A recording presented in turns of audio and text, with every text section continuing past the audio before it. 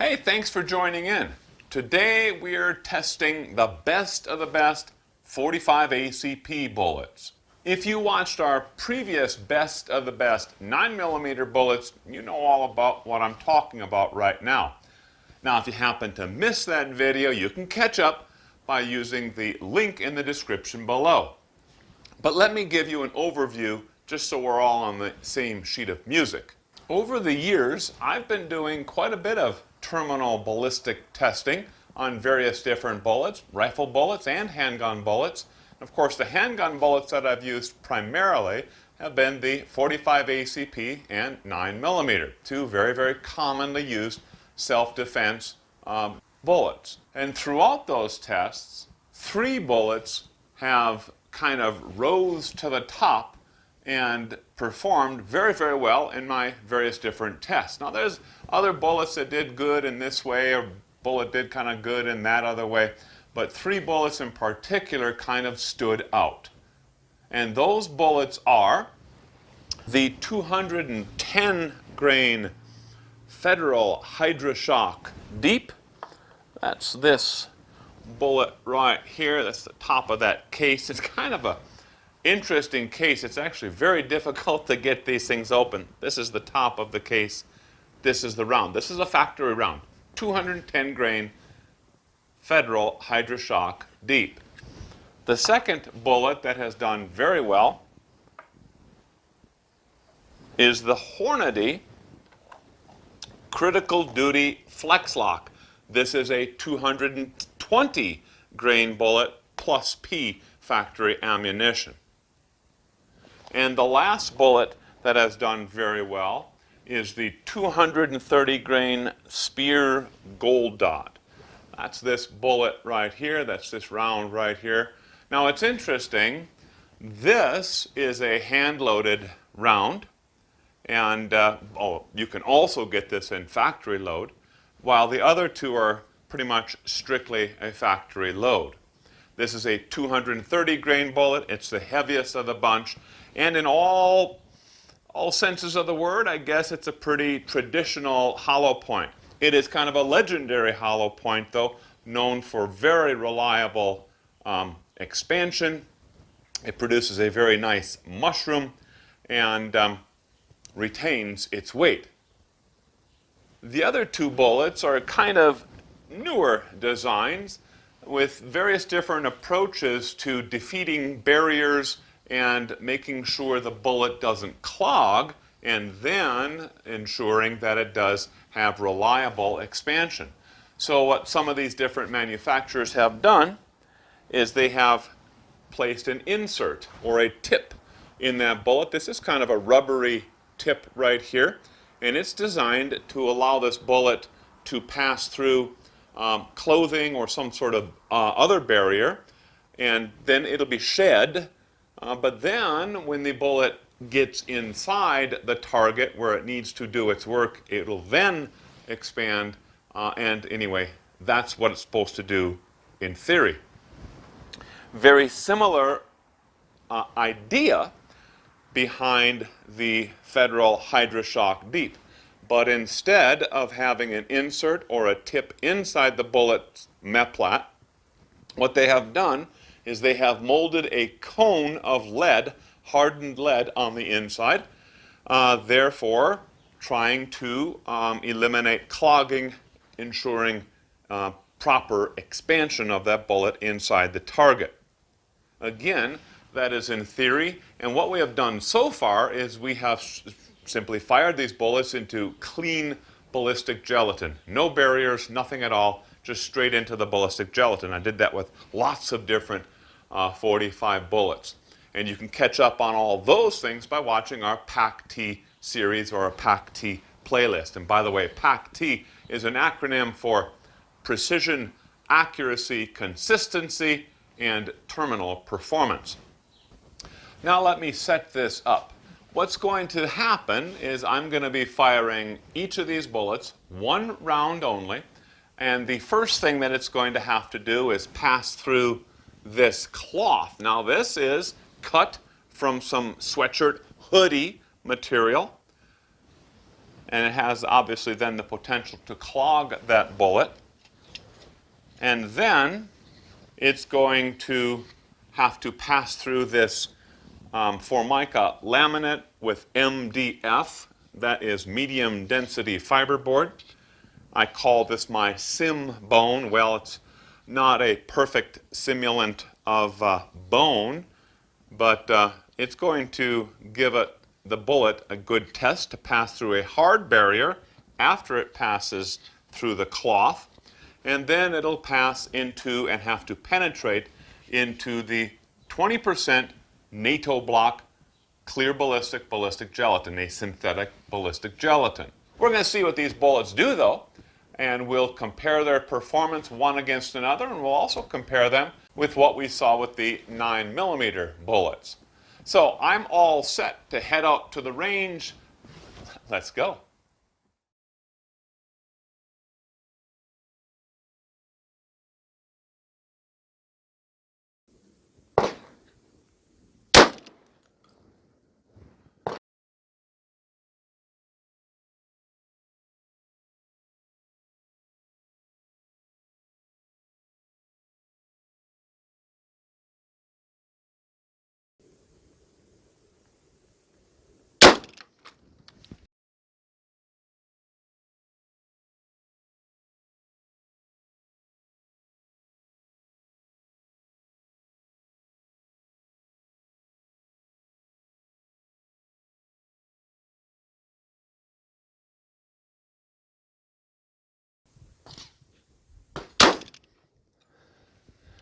That was pretty good.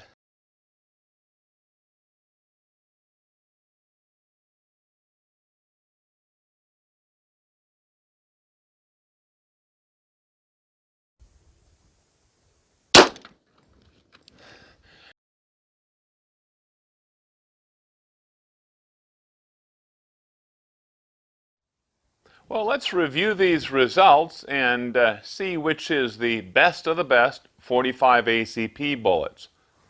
Once again, we saw 2 bullets fail due to an assumed clogging of that bullet's hollow point, resulting in overpenetration. You know, even if that bullet really didn't clog, because we don't know that, what we do know is that 2 of those bullets overpenetrated. And in a personal defense situation, that is a failure. The first of those bullets was a 210 grain Federal Hydroshock Deep. You know, I really think highly of this bullet's design and what it had done originally in our ballistic test, bare ballistic gelatin test. This is the bullet we shot about a year or so ago, and of course I keep all these and all the records on these things, but it really looked like a good design to me. On paper, it looked like a great design. This bullet retained 100% of its weight. It penetrated 13 3/4 inches, and it expanded 144% of its original size. Very good results. Of course, that's why it made it into one of our best of the best. But as you saw, it overpenetrated that gel block. It went absolutely through everything like a hot knife through butter. It looked like it imparted a tremendous amount of energy into that gel block just because by looking at that temporary wound channel or transient cavitation channel, but it did overpenetrate. Now the second of our bullets was the Hornady Flex Lock Critical Duty. These both were, the first and second bullet were both factory loads. This is that 220 grain bullet that was originally extracted from the gel block, again when I was shooting this about a year or so ago, into that bare ballistic gelatin, and it too did a nice job. This bullet penetrated 12.5 inches, retained 99.5% of its weight. I guess that difference was the fact that it did shed its insert or its tip, and expanded pretty nicely, ended up with a 143% expansion. Today, though, that bullet over-penetrated, and that again is a failure.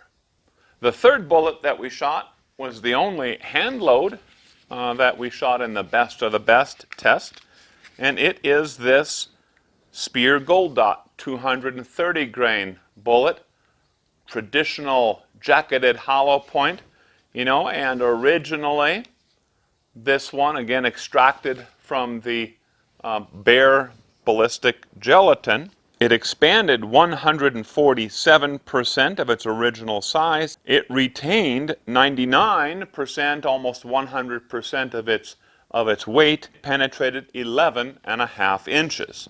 Now that Speer Gold Dot, as I already noted, is a reload. It's a hand load. And I load that one using 5.6 grains of unique powder. This is the same powder that I use, I think, for all of my pistol rounds, most of my pistol rounds. And of course, I'm using the large pistol primers. I don't even load the small pistol primers in a 45 ACP. I know some of the factory ammo comes that way with that tiny little primer on it, but I don't do that. I load only the large pistol primers, and then of course I'm topping all that off with that 230 grain Speer Gold Dot. I've shot a lot of different, loaded a lot of different 230 grain bullets, and I'm applying a taper crimp to that in a two-stage process. First stage, I seat that bullet exactly as I want it to be seated, and then I follow through with a second stage and a specific taper crimp. I think that works a little bit better simply because sometimes what we're seeing, it almost seems like, it probably is, that the taper crimp is being applied before the bullet is fully seated. We really don't want that. So I'm doing a two-stage process, and I think that works a little bit better. Well, let's talk now again a little bit more about the results we saw today with this 230 grain Speer Gold Dot. And this is the bullet that was recovered. It penetrated 13 3/4 inches. It retained 100% of its weight. Actually, it's gained weight simply because the hollow point has been clogged. You can see that material in there. I'm certain that that is medium density fiberboard, powdered medium density fiberboard inside that. And once we pick all of this out, it'll be 230 grains. It's almost reloadable. Now I'll tell you, watching that slow motion footage of this bullet and some of these other bullets passing through that ballistic gelatin, it's clear that that 45 ACP really puts a wallop on that gel block. If you watched our best of the best 9mm bullets video, you might recall watching that same or very, very similar slow motion video, and that gel block with all the stuff around it remained intact. The tape just kind of kept everything all together, that little bit of painter's tape kept it all together, and the bullets, some of those passed through, but that one did stay in. But in this case, the 45 ACP, that energy, it kind of blew things apart in numerous cases, not just with the Gold Dot. So it looks like quite a bit of energy is being put into that target by the 45 ACP. And so we can compare now the best of the best 9mm bullets, which happen to be the 124 grain Sierra V-Crown, or also known as the Sig Sauer V-Crown, and compare it to the 230 grain Speer Gold Dot. Now, first of all, as I've already said, this bullet really put a wallop on that gel block. The energy transfer was pretty impressive. We didn't quite see that same effect, that same transient cavitation channel or temporary wound channel created by the 124 grain 9mm. In fact, by doing some rough measurements off of those, off of the video and off of some stills taken off of that slow motion video, the temporary wound channel produced by the .45 ACP is approximately 40% larger than with the 9mm. But one thing that we cannot overlook is the fact that we hear a lot of stories, a lot of documentation that a single bullet does not stop many of the bad guys that are out there. Oftentimes what's necessary is what they call a hard stop. That'll give a one-shot hard stop, and that hard stop would have to be placed into the spinal cord normally. Not even the heart and lungs will provide or end up with a hard stop. So oftentimes more than one round is needed. And here we talk about firepower. Now firepower, when a person hears that word, they think, oh, that's the power of that firearm. So a .45 ACP has more firepower, and a .44 Magnum has even more firepower. Well, that's not what that word really means. It comes from some military use, and firepower means really how many rounds do you got? And a light machine gun or a machine gun, belt-fed machine gun, has a lot more firepower than a pistol, let's say. So in the world of personal defense, a modern 9mm pistol normally is giving you 17 plus 1 rounds of firepower, whereas my HK-45 Tactical is giving me 10 plus 1 rounds of firepower. Quite a bit, almost double the firepower in a 9mm than with the .45 ACP, and that is certainly something to consider. And the other thing to consider when you're choosing your personal defense round is how well can you shoot a .45 ACP versus a 9mm. You know, the 9mm is far lighter on recoil, and a lot of people find it to be a more enjoyable gun to shoot. I don't have any problem shooting the .45 ACP, like it, not a problem at all for me. But it takes more getting used to than does the 9mm. It comes down to kind of a personal preference on which gun you can shoot better. Then of course we can talk about the firepower of the 9mm versus the .45 ACP. And we're looking at our results. We've got a winner in both of those cases. The 124 grain Sierra V-Crown did a nice job in the 9mm. It did not over-penetrate.